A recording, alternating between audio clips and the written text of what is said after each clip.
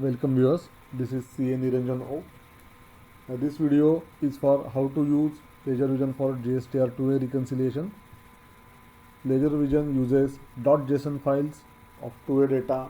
You have to download all JSON files from GST portal. Those files are downloaded in zip format.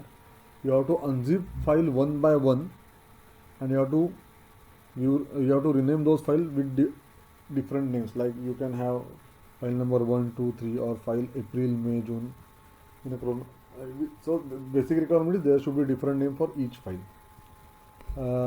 You have to select the correct period. Now, what is the usefulness of this feature? If basic requirement of the so in this updated version of LaserVision, there are some updates for GSTR2 reconciliation. First one is, if at all there are multiple tally locations in single state and there are different styles of tally accounting are used, then it is very difficult to reconcile 2A data with all those tally instances, because there are many tally data and you have to configure all those data with one 2A file. So if you have those companies open in tally, you will get the list over here and you have to tick all those files like I am ticking over here, and then you have to pull the data. Before pulling the data, you can see there is option given. You can match, you can tick mark for all these options.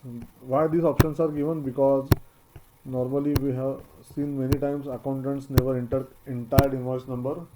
They uses first or last or middle numerics to identify the invoice.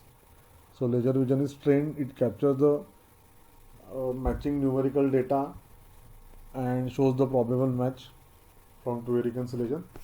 From this button you have to upload the JSON files.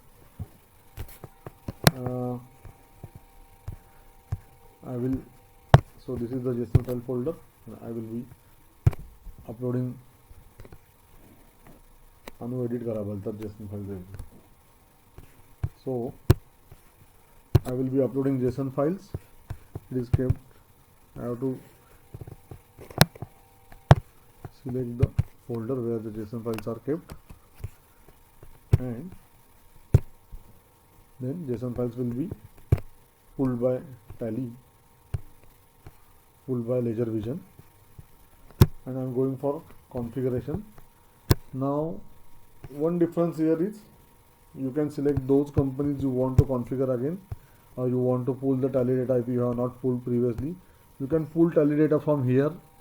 Also, you can configure the GST details from here. So this is the basic page from where you can configure the GST input, output, data, status, expenditures, etc. And this is the button for GST mapping. So you can change the mapping for GST from here also as well. So whatever the rate, I have chosen the correct rate, and this is now saved automatically, and then I can go for reconciliation of GST data from here only. So when I hit the button, you can see the configuration reconciliation is going on.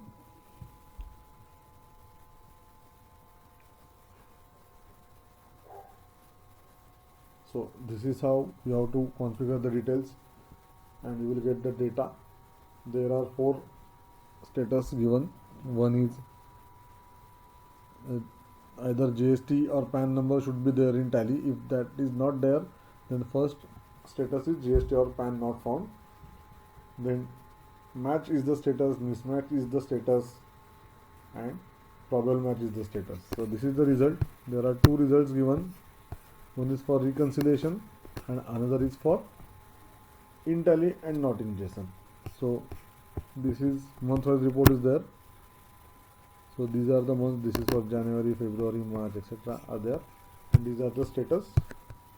So first status is GST and PAN not found, or match found, or invoice not found, or mismatch or probable match. So This is how we have to configure the data for two-way reconciliation.